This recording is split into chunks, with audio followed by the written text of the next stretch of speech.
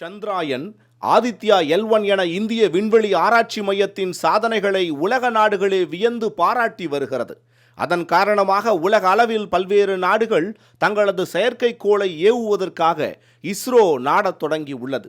விண்வெளி துறையை பொறுத்தவரையில் ஒரு நாடு மற்றொரு நாட்டுடன் இணைந்து கொலாபரேஷன் மிஷன் செய்வது வழக்கமான ஒன்று.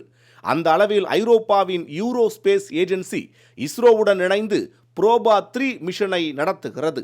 உலகில் இதுவரை எந்த ஒரு நாடும் செய்யாத ஆராய்ச்சியாக சூரியனின் மேற்பரப்பில் உள்ள கொரோனா லேயரை இந்த செயற்கைக்கோள் ஆய்வு செய்ய உள்ளது.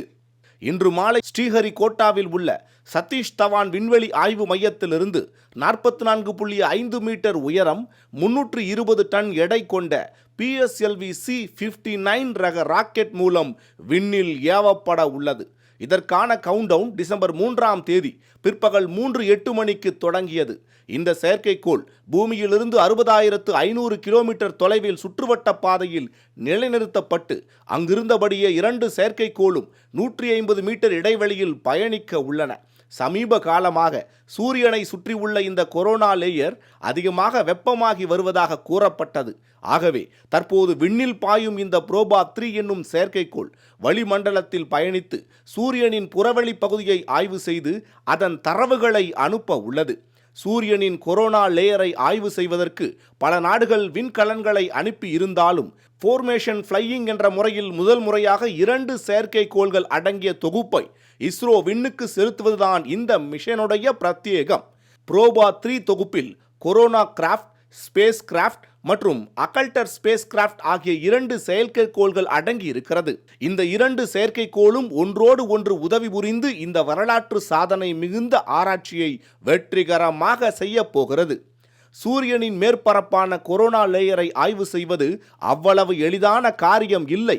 ஏனென்றால் ஆய்வு செய்ய உள்ள பிரதான செயற்கைக்கோளில் உள்ள பாகங்கள் சூரியனின் தாக்கத்தால் பழுதடைய வாய்ப்புள்ளது. இதற்கு மாற்று வழியை யோசித்த விஞ்ஞானிகள் அந்த செயற்கைக்கோளுக்கு துணையாக மற்றொரு செயற்கைக்கோளை பொருத்தி சூரியனின் கதிர்கள் பிரதான செயற்கைக்கோளின் மீது விழாதவாறு செய்தால் ஆராய்ச்சி சாத்தியமாகும் என்பதை கண்டுபிடித்தனர். அந்த அடிப்படையில் 310 கிலோ எடை கொண்ட CSCயின் மீது சூரிய வெளிச்சம் படாமல் இருக்க 240 கிலோ கொண்ட OSC உதவி செய்ய போகிறது. இதன் மூலம் சூரியனுடைய வெப்பத்தின் அளவுகள், அதன் மாறுபாடுகள் உள்ளிட்ட பல விஷயங்களின் தரவுகள் கிடைக்கப்பட இருக்கின்றன. மேலும் சூரிய புயல்கள் குறித்த ஆராய்ச்சியும் இந்த மிஷினில் இடம்பெறுகிறது. 1800களில் உண்டான சூரிய புயல் தாக்கத்தின் காரணமாக பூமியில் அப்போதிருந்து மென் தொடர்பான சாதனமான தந்தி சேவையில் பெரிய சிக்கல் ஏற்பட்டதாக தரவுகள் தெரிவிக்கின்றன. அந்த அடிப்படையில் வளர்ந்து வரும் தொழில்நுட்ப உலகில் இதுபோன்ற பாதிப்புகள் ஏற்பட்டுவிடக் கூடாது என்னும் முன்னெச்சரிக்கையாகவும் இந்த மிஷன் நடத்தப்படவிருக்கிறது. பிரதான செயற்கைக்கோளுடன் பேலோட்ஸ் உள்ளிட்ட சிறு கருவிகளும் விண்ணில் செலுத்தப்பட உள்ளன. இதுவரை இல்லாத அளவிற்கு ஃபோர்மேஷன் ஃப்ளையிங் முறையில் இஸ்ரோவும் ESAவும் செய்ய உள்ள இந்த மிஷன் விண்வெளி துறையில் உலக அளவில் கவனம் ஈர்த்துள்ளது. வெற்றிகரமாக இந்த செயற்கைக்கோள்கள் நிலை நிறுத்தப்படும் போது சூரிய குடும்பத்தை குறித்து யாரும் தெரிந்திராத ஆராய்ச்சி முடிவுகள் இந்தியாவுக்கு கிடைக்கும் என்பதில் மாற்று கருத்து இல்லை. மாலை முரசு செய்திகளுக்காக சே மணிகண்டன்.